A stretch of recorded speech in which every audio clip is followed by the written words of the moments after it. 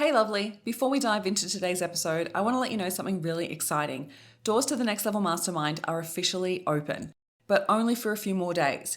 If you are a six-figure business owner or very close to it and are feeling capped out with your one-to-one work, and you know you're ready to scale with more strategy, to create more spaciousness, and need more support to support you to step up into that next level expansion.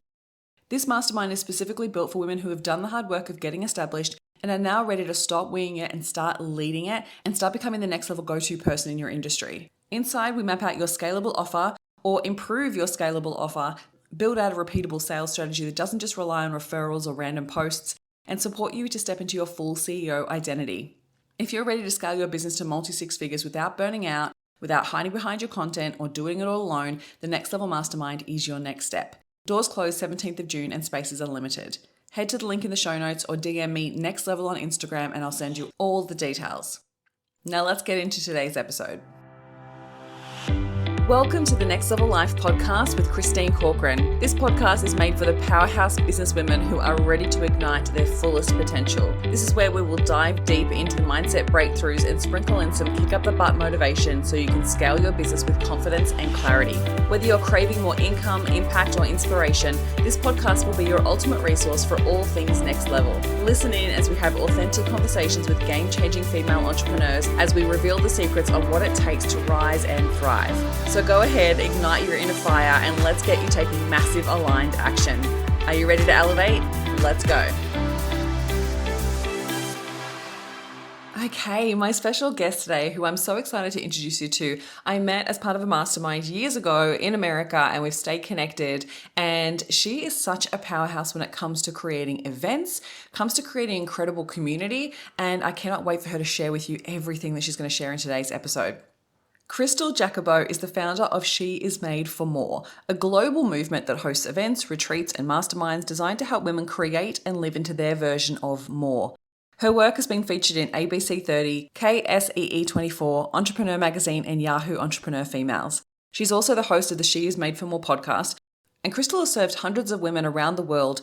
Her work is rooted in subconscious wealth reprogramming and helping women create their more. Can you see why we're so connected? Her curriculum infuses soul work and business energetics to give individuals the tools to help them step into their more for their lives, businesses, relationships, and beyond. So in today's episode, we're going to break through those cycles, rewrite those old narratives so you can discover your more. Let me introduce you to the beautiful Cristal Jacobo.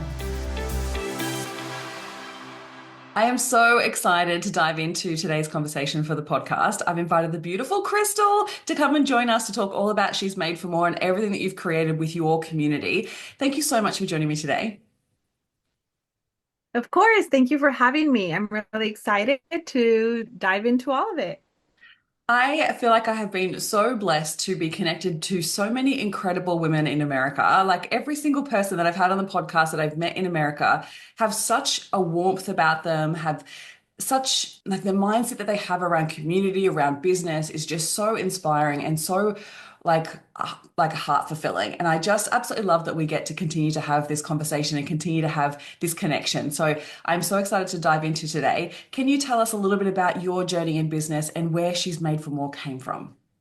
In the education for 6 years. And there was this gut feeling that maybe there's more out there. That's it. I just had that. And then coming from a generational, my parents came from a different country. I was first generation born in this country. When you come from that background, you think almost, how dare am I ungrateful for what I have and how dare I want more when I'm living my more. I'm first generation graduation, master's degree, credential, all of it, right? But we had this little feeling that kept having more. And at 20, I was 26 years old. I quit my job, I never looked back. And I kept thinking, if I have this nudge in my heart that there's more, someone out there has to have it. Another woman has to have it. I don't know. I'm going to take a chance on it. Started a podcast, started sharing the journey. And lo and behold, women resonated with the message. As I was accepting my more, as I was learning to build out my more, I was documenting it and creating courses with it. And fast forward, we have courses now, we have a membership, we have events, we have retreats, all tailored with one mission, which is help women embody the more, build the more, and connect them with a network of women who are going to get the salary. You can have what you want, but if you want more, There's no shame. Build your more, go after it, and define your life and rewrite it how you want it to look. So, fast forward, here we are, and it's phenomenal. I'm just really grateful I get to live this journey with other amazing women as well. Oh, amazing. Well, I'm so glad that you took that leap. I'm sure it wasn't the easiest leap to take. And as we dive into a little bit more of that, I would actually just love to start with, can you share with us what does being made for more or the fact that she's made for more mean to you? What does that truly mean to you? Yeah, so I started She Is Made for More because I grew up in my culture where the role of a woman was she has kids and she cooks and she's home. That's what I grew up seeing my mom. That's what I grew up seeing my grandmother. And in my culture, we as women are taught to be very submissive. Mm. You don't have a voice, and you can look at history for proof of that. There's so many evolutions of being a woman. And I've always had this. I am also the first daughter in my family. So I think naturally I was given the make appointments for my father, make this, look at this, the mom role in a sense. So I became Yeah. very, very early on, I had to grow up and I became very independent. And when I started dating, I remember my mom giving me advice as, remember, you don't say too much. You got to be submissive. I was like, for what? Why? If this is just the way I am. And I never really saw a problem until I started getting in relationships. And I'm putting myself out there fully. I was having problems where I sometimes, a soul for me of we are more than the labels that we are put on. You're more than a mom, you're more than a daughter, you're more than you define what that more is. And you have every right to fully live that life, whatever that more looks like. If you want to be the best mom in the world, then be that, own that, rock that. And who cares what everybody says? But it really became a symbol of what is the more that you want because you are allowed to be so grateful for what you have and still want more. Yeah.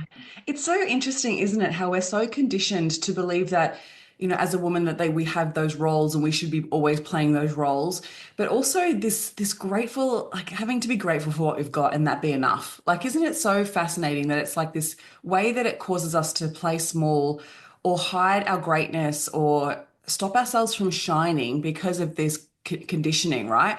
Can you share with us how you see this play out for the women that you work with?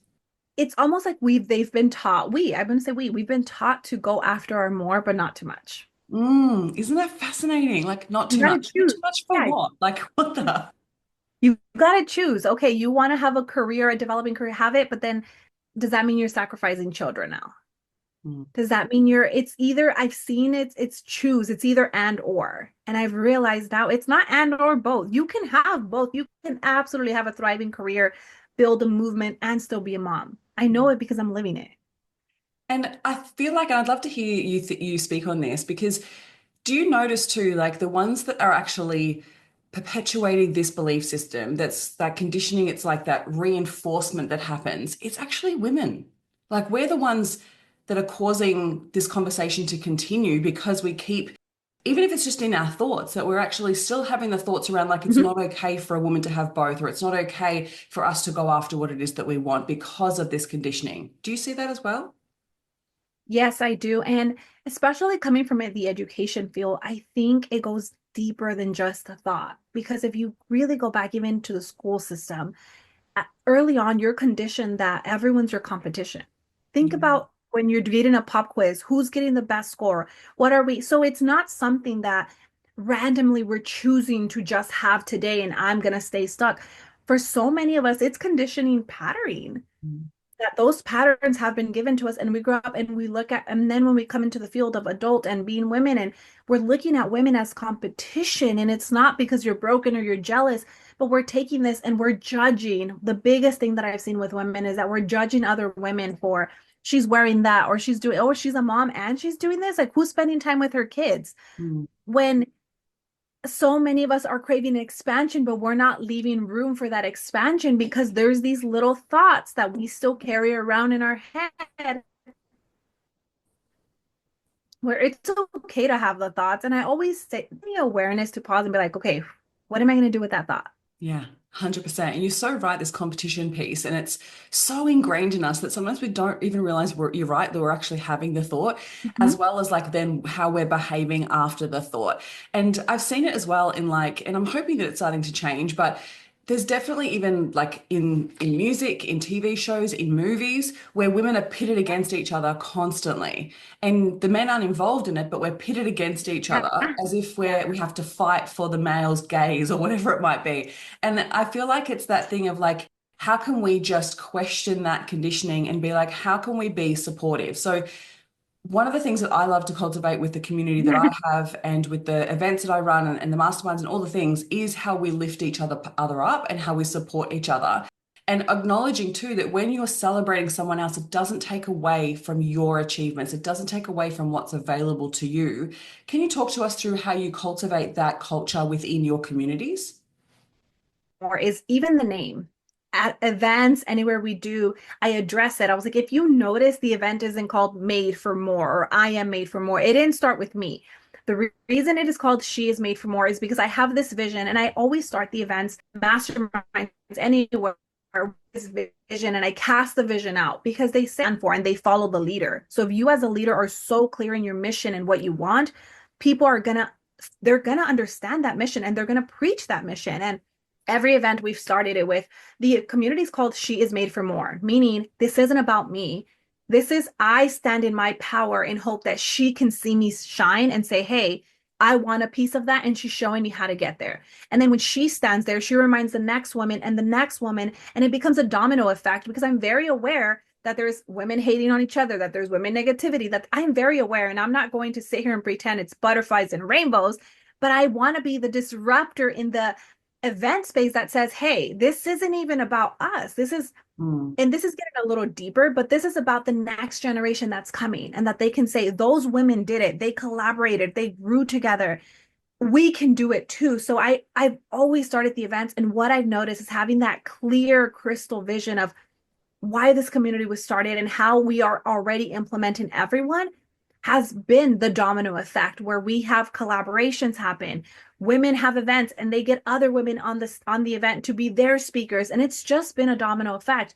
But I think it starts with the leader getting Mm. really, really clear and not going in there with hoping, casting the vision so that others can see it too. Oh, I love this so, so much. Oh my goodness. Yes, it's got to start from the leader for sure. And it's one of those things that even like with all different events that I attend in Australia, like there's a lot of events that I attend that are women only, which is amazing. And yet when I attend like the bigger scale events, it's a majority of men on those stages, and there's usually sometimes, hopefully, one woman, Yeah. one woman. And I'm like, how are we Yeah. like creating space for this? Because if we're not championing us like women, our gender, how do we expect to be able to disrupt the main industry, right? The actual industry that we really want to get into. And I think that the more that we can give voice to women's opinions and women's thoughts and women's successes, it helps us lift each other up along the way. Like I always love that old quote, a rising tide lifts all ships.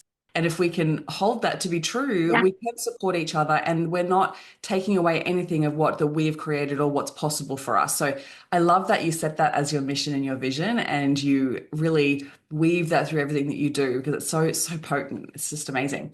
What would you say to a woman that is listening to this and she knows deep down, because I think this is one of the things that I love about this concept around she's made for more, that whenever we broach the subject, every single woman has something that they know that they're made for more, right? They have it deep down. They know there's like this pull in our gut that we know we're made for more. But what do you see keeps women doubting that they're made for more or doubting that they have what it takes?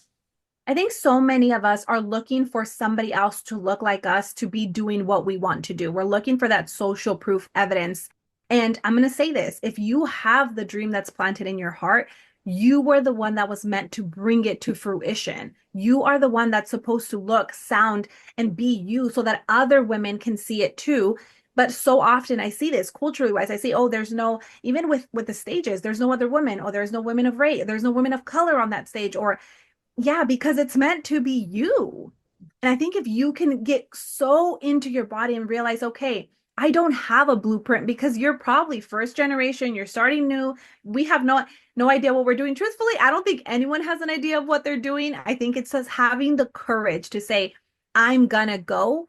And there's a beautiful quote that I believe in, but I believe that when you say yes, you will always figure out the rest. And I Yeah. think it's realizing that and saying you are the one that's meant to go, the one that people, it's going to sound cliche, but the one that people are praying that takes that step because the world is already waiting for you. It doesn't, we look for that social proof. And I'm going to be honest with you, you're never going to find it because it's you, girl. It's you. Oh my God, I love it so much. So good. I just love how you completely flip that on its head and be like, yeah, that's because it's your space, it's your stage. Oh my gosh, I love this so much. And I feel like you just described like you're right, it's not easy. And I think it's not about we're going to have all the 10 steps planned out for us and we know exactly what it is to do. And I think that that's also one of the crutches that keeps women stuck or keeps women not taking the next step is because they think that there's a missing pill or they think that there's something that they don't know and they are constantly searching for that other piece of information that they think is going to actually support them to move forward. But can you talk to us about how you've navigated the challenges along business and how the mindset that you have when you navigate those challenges? Because I'm sure that you have challenges that come up for you, especially now in this messy middle piece of business as you're scaling.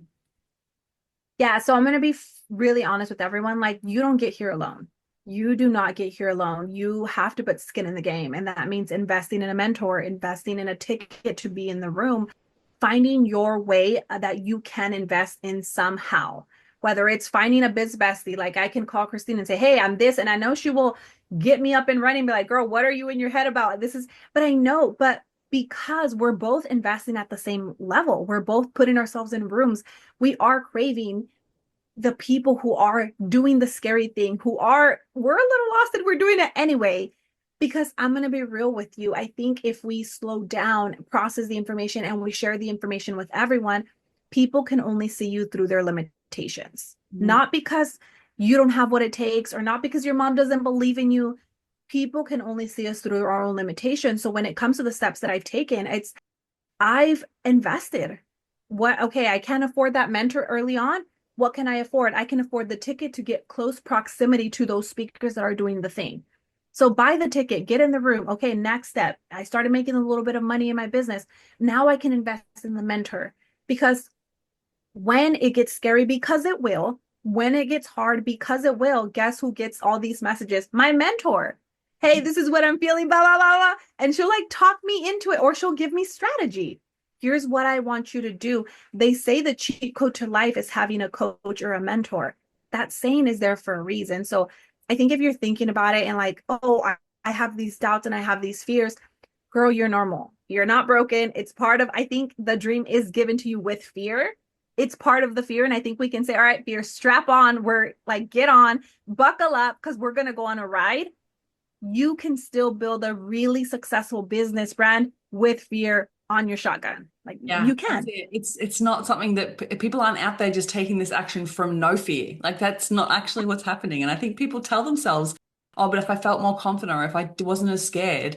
No, you just have to do it bloody scared. Like when I launched my book recently, I had a past friend reach out to me who we actually went to coaching college together. So we studied together and I've built a successful business and she's gone down a different path. Although I know that she wants to build a successful coaching business, right? And she reached out to me after reading the book and she's like, I'm so glad that you wrote this because I've always seen you as perfect and someone that has just had everything easy. And she's like, this has given me an insight to you and your mindset and how you've overcome challenges, every step of the way in order to get to where you are today. And I realized that that makes it then possible for me. And I was like, wow, like one, at what point did I, like, what did I show you that made it look like I was perfect? Like that word really like tripped me up. I was like, no, I've just had the courage. Like I think that I've just tapped into the courage and created a vision for what it is that I want from my life and not let anything else get in the way, right? And I think that sometimes we have to trust in where we want to take things and have a really clear vision. It sounds like you have a really clear vision for where you want to take She's Made for More. And that's super exciting. And so has there been, and I'd love to know if has there been any other major mindset shift, or have you had to work through a belief or some conditioning in particular that has been the biggest mindset shift in order for you to lead this movement? So there's been two.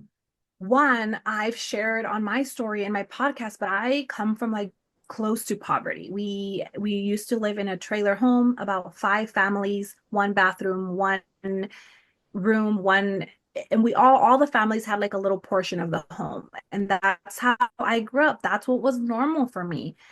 I'll still be grateful for what you have. That was huge. And that kind of carried on and lingered on because when it was the thought of like, Cristal, you're being greedy. You already have members. You already are making money. When is it enough?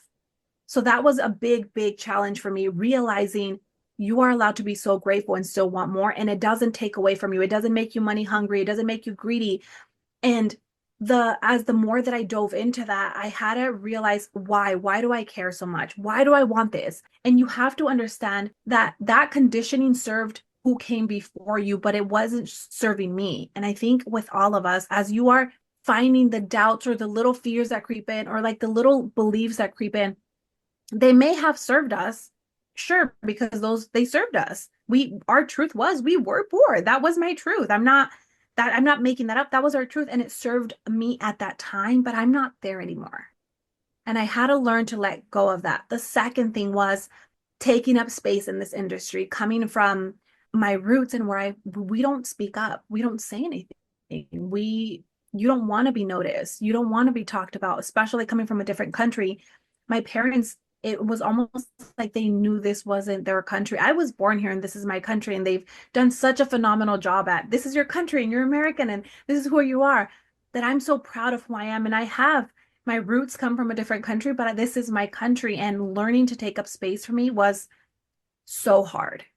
So hard of I sound different. I don't look like everybody else. Maybe my body's different than everybody else. And really realizing that, yeah, because I'm the one that was meant to look like me, to help other people who look like me go first. That was the biggest thing. And truthfully, that's what I still work through now. We get to this level and then I'm like, okay, what am I doing? Do I know enough? Do I sound, is my English good enough? How my accent? And those thoughts still creep up. And it's still something that I'm actively working on to realize, no, you get to take up space. So those have been the two major shifts in learning wealth, because when you don't come from wealth, money is scary. Building a relationship with wealth has been the biggest thing. You can't attract what you're afraid of. And I was afraid of money. So you can't attract money if you're afraid of it. And learning to take up space currently is what I still, being super transparent is what I still, what I struggle with. And I have to remind myself why. It's so interesting, isn't it? How like those big blocks really just keep coming back up for us to evolve through it again and again and again at whole new levels. It's really fascinating.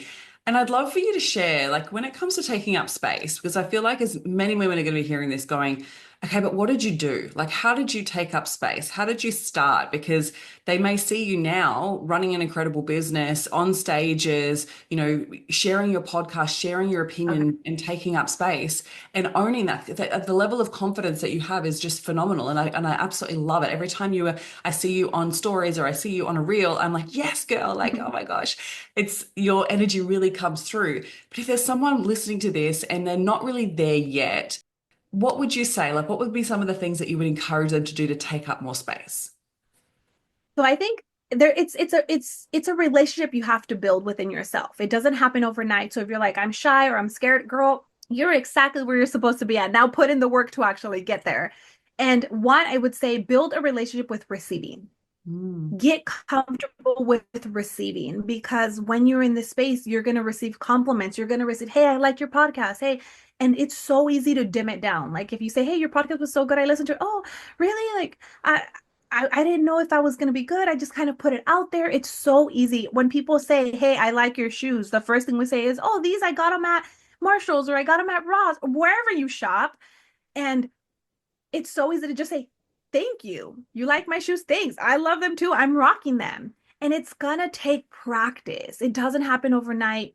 Taking up space is just learning to receive. I would say first, learning to receive that you are worthy of being seen. You're worthy of being beautiful. It sounds so like small little things, but the next time you get a compliment, practice not dimming that compliment down. Own it. I love your hair. Thanks. I curled it. I was hoping for a good hair day. Glad I got my compliment today. Own that.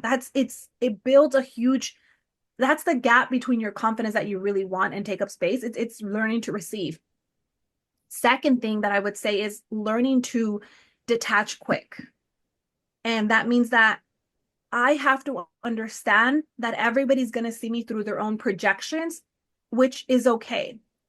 Learning to really, really let go that if you see me as the villain who's showing up and taking up, Cristal's a jerk, she's showing up or doing this, that's okay. That's your projections of me, and you are allowed to have those. And I don't need to justify why I'm not. Mm. And that's the hardest part. That is the hardest part. If you think I'm a show off, if you think I'm this, that is okay. I own that. That's fine. And if you think I am amazing and beautiful, I open that with open arms and I welcome that more. But really, really practicing not making it personal, because everyone is operating from their own limiting beliefs and their own traumas. And maybe they're right. Maybe the person that bullied them was an online coach. And now that they see me, they're triggered and they think I'm a bully too, whatever it is. Really understanding that people can only see you through their own limitations and their perceptions. And it's not your job to change them or convince them otherwise. I think when you can really practice that, it gets easier to show up as you. Because not my content isn't going to be for everyone. I'm not going to be for everyone. And that is okay. I'm not meant to be for everyone. And it's hard, but practicing it and really taking a breath. This is what I actually do. When I feel triggered, when I feel something, I'm like, it's not about me. It's not about me. Like, whatever they have every right to feel it. It's their life. I know my truth, and I know I did this because and keep moving from that angle. And it's hard. It is hard. Yes. Oh my gosh. So many places I want to take this. Like, I feel like there's that inner like mean girl that we have, obviously, that can impact that. And when we project that, we're literally blocking so much of our own abundance by doing that, right? Like when we're either projecting, we're judging, or even just not even allowing ourselves to receive that, we downplay. And I love the word that you use is justify, right? Like where are we justifying our worthiness? Where are we justifying that it's okay for us to receive this? It's so fascinating.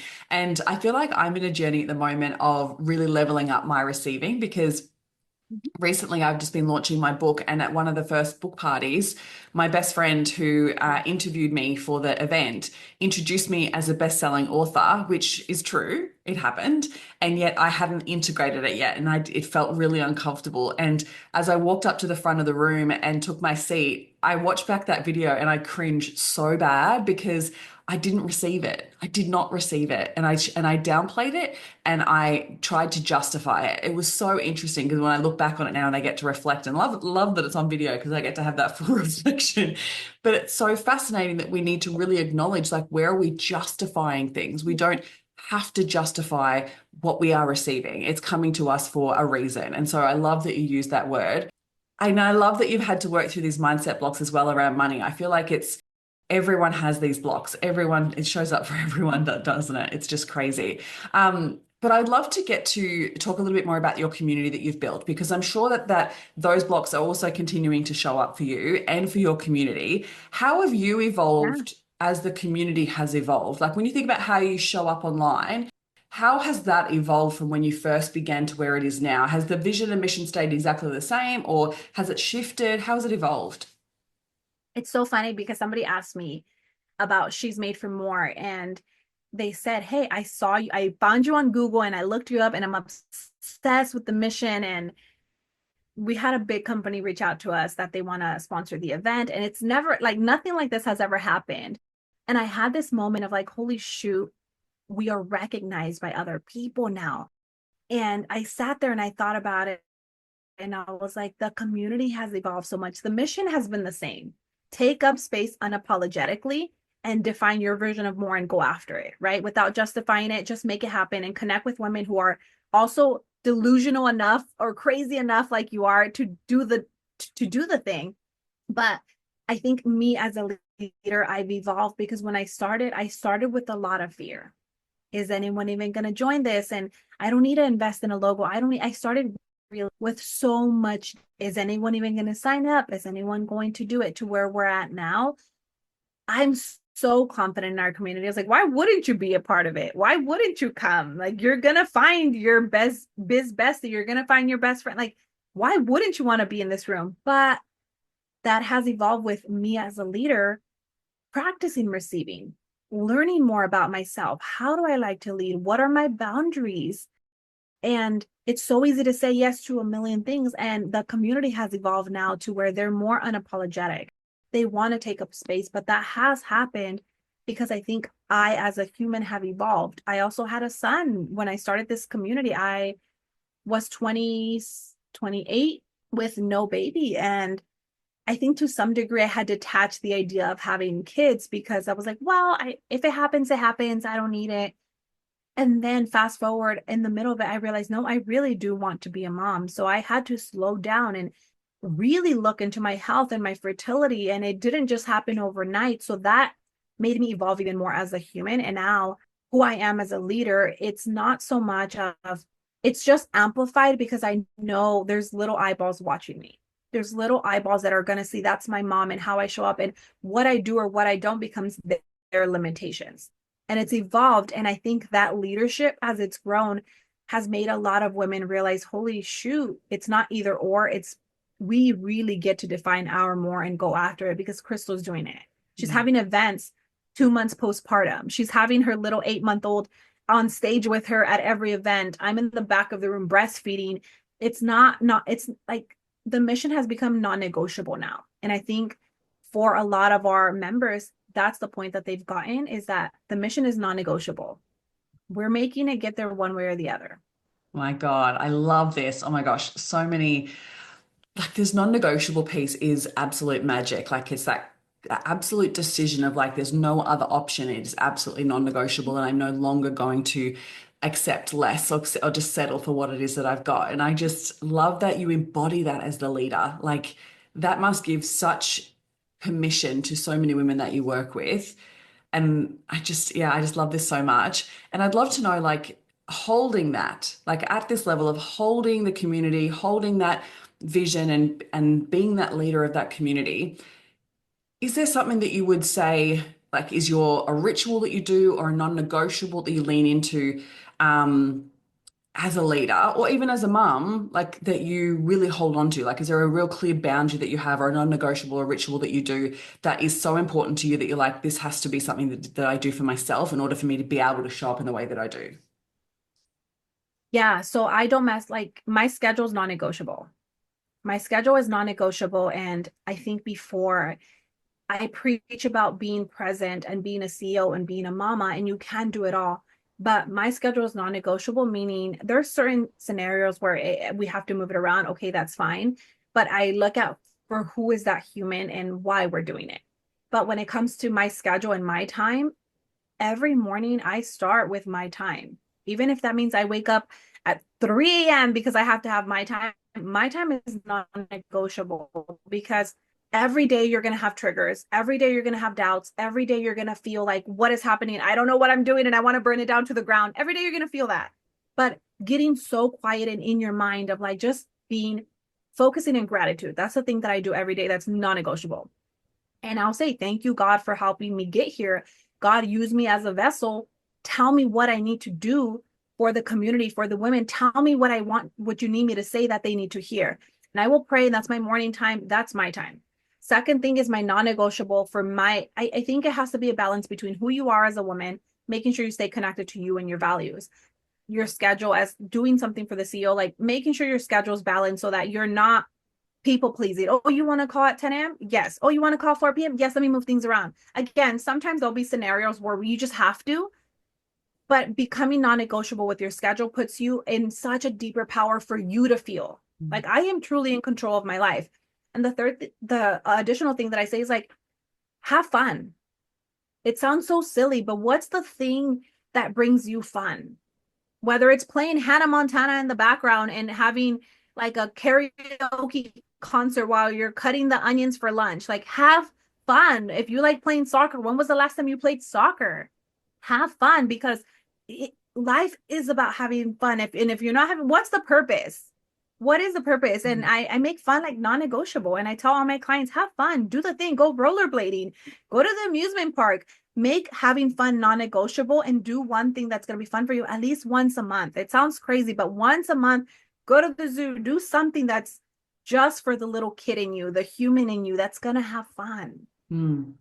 I love that. It actually comes through your social media a lot. Like I see you having fun and it makes me laugh and it makes me just so enveloped in the joy that you bring to your social media. So if you're not following Crystal, make sure that you follow Crystal. And I just love that you do that for your child and the gratitude really does come through like that we get to be living this and we get to experience this. And yes, that comes with challenges and yes, that comes with problems, but it's actually how we're addressing and reacting to those problems. And I love that you then led with that last one of love of fun. Like that's just so much. That's just you, totally you. I love it. So tell us more about the She's Made for More. So tell us about the event and what you're cultivating there and why people should attend. So our event happens every fall. It's called She is Made for More Live. It happens in beautiful California, beach towns all around. That event is it's for the woman who's boldly going after her more, who wants to go the next level. Because I think if we're being really honest, there's levels. There's a level of accepting it. Then there's a level of like tiptoeing around your business, which everything's fine. You have to define what level you're in. And then there's a level where something hits you and you're like, no, I need to invest. I want to go hang out with the people who are doing the scary things. This is the room. It's putting you in a room with the people who are investing, who are leveling up, who are making it non-negotiable. And in this room, it's not, this room is very intentional because it's only 100 women that attend this room. It's at 100, we close the tickets, and that's done with intention because you're not, transformation results happen in proximity.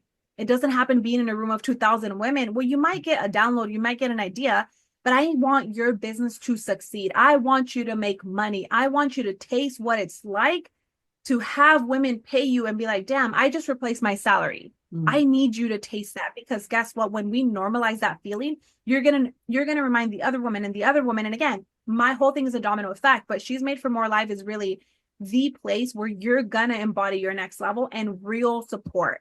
We're talking about structure. We're talking about sales funnels. We're talking about growth. We're talking about the things that you want to do that somebody else has already done. The speakers have already done the thing you want to do, and they're giving you the framework of how they got there. That's the conference. It's a one-day event, and then there's 25 tickets we open for people who want the ultimate experience, where they come to the conference on Friday, and then Saturday's a mastermind day.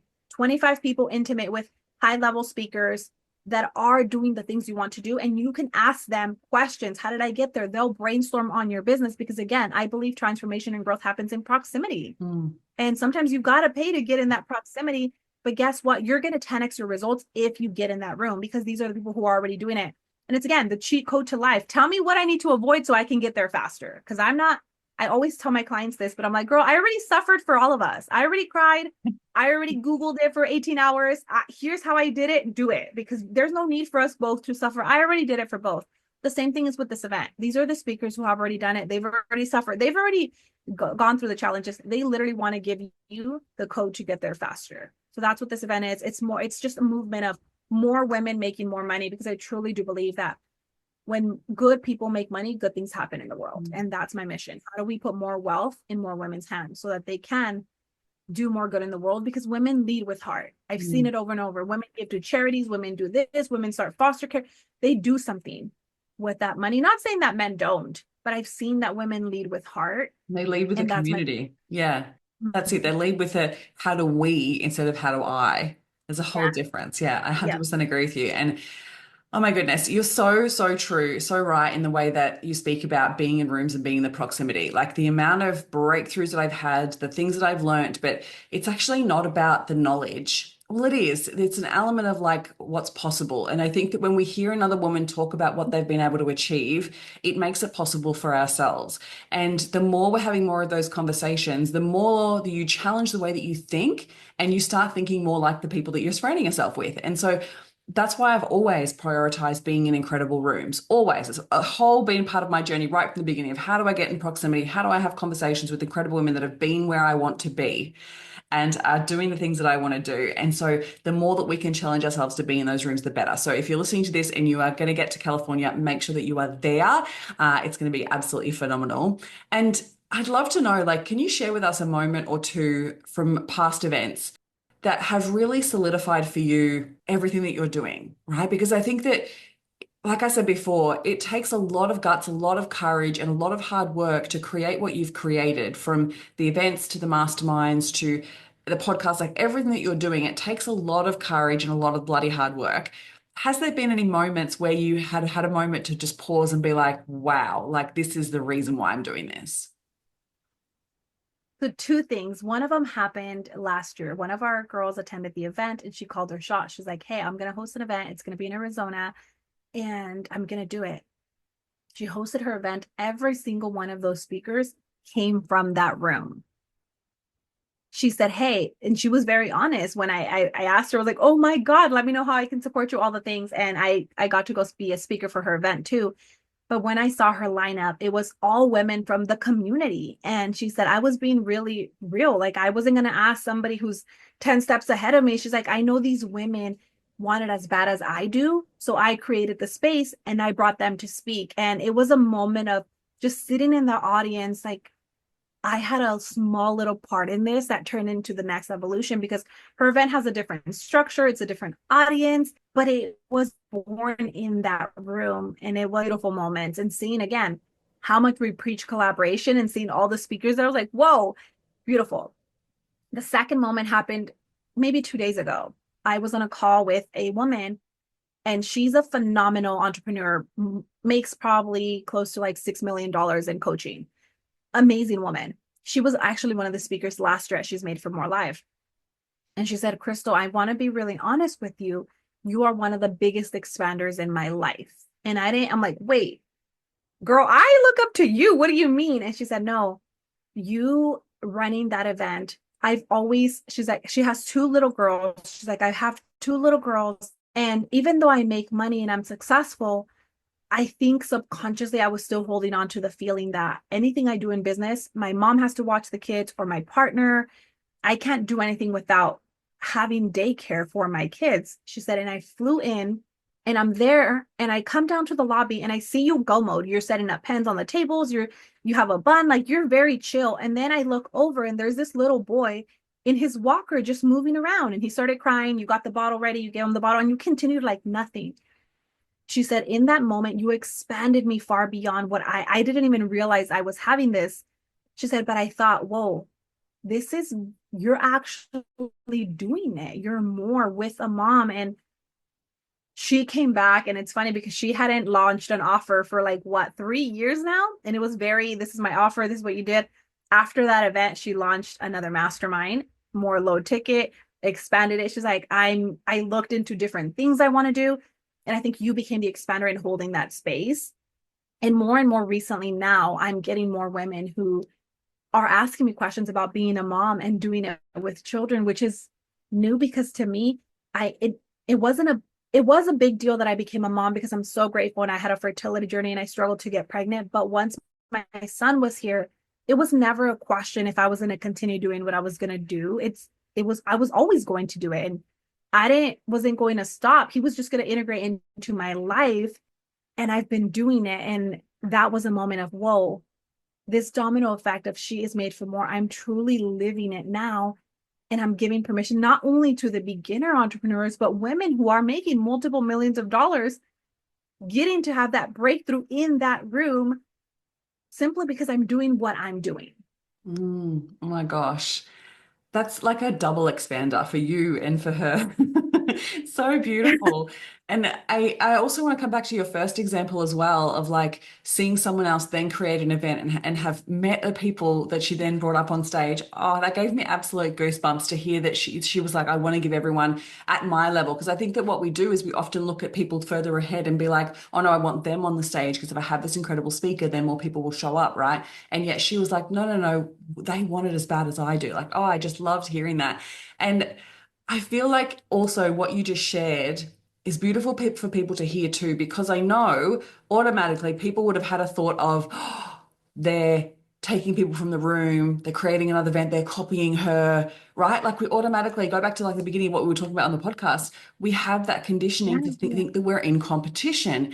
And yet I love your response of like, yes, go do it. Like this is actually the reason why I'm doing it. Like I just love that that came through from you today because that's just like you walking your talk.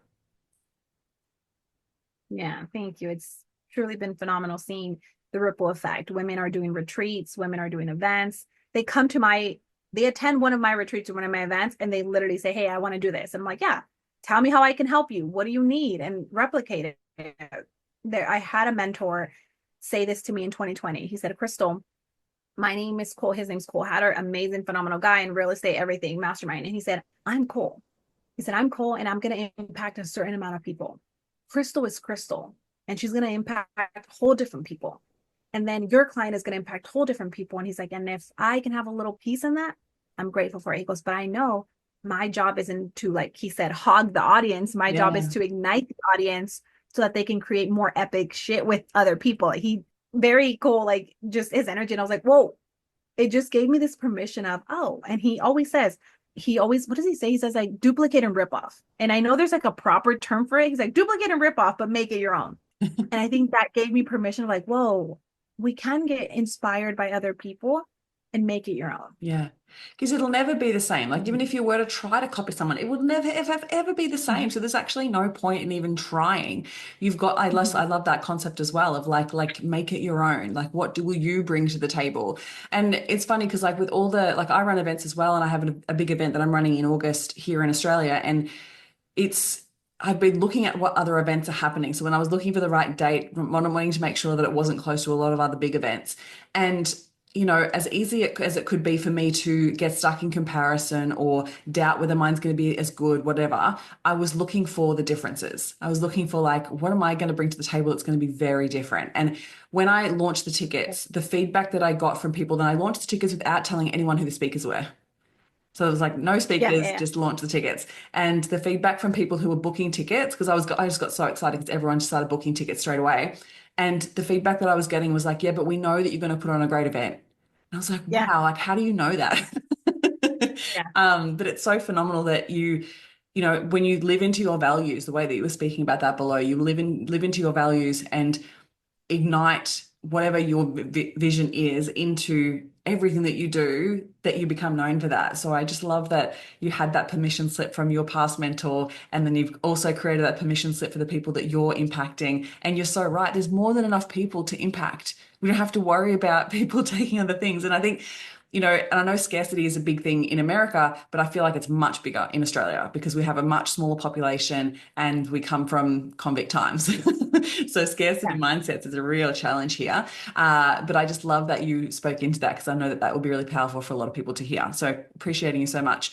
So what's next for She's Made for More? And I know so we can be a part of it by attending in October or possibly in early 2025. And like, if there was any woman listening and they're thinking about possibly attending, what do you think they need to know in order to get themselves in the room? The room's going to change your life. The room is going to change your life because I've seen it over and over and over. Women come in with an idea or a vision, and the next thing you know, boom, they're going above and beyond. The room is going to change your life because there's something magical that happens when you put yourself in a room with expanders who see you as, how do we go together versus you are my competition. And I think with She's Made for More, what makes this community so unique and special is that people will straight up ask you, what are you working on so I can share it? And we have this thing at the event in October where I call it the unapologetic ask. And somebody once told me, Cristal, just unapologetically ask somebody, worst case scenario, they say no.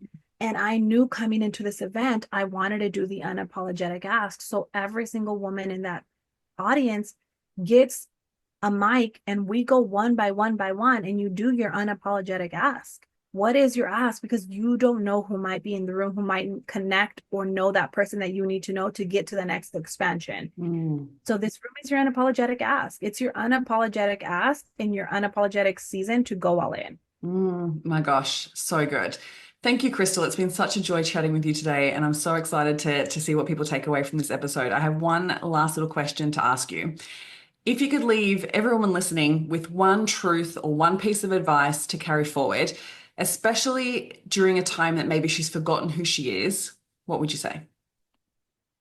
I would say, it's so funny. I did a post about this today on my Oh, really? Instagram, but I would say you've gotten through your hardest seasons in life. The hardest things that no one probably even knows about, you got through it. You got through it with fear. You got through it with doubt. You got through it not knowing what tomorrow was going to hold, and you still did it. Now, if for a second you could pause and just realize, damn, I'm a badass because I've gone through stuff that no one knows about. I haven't shared this. What would happen if you just acknowledge your greatness for a second? Take a breath in and say, okay, if I did that with fear, doubt, and being scared, what can I do if I believe in myself? Mm. And I think if you can just breathe that in, the woman who's gone through so much and back and made it here, and if we can just breathe life into her, imagine what you could do. Mm. Speaking to everyone's soul right there. Oh my gosh. Thank you so much. It's been such a joy chatting with you today. Really appreciate you pouring into us. Thank you so much for having me.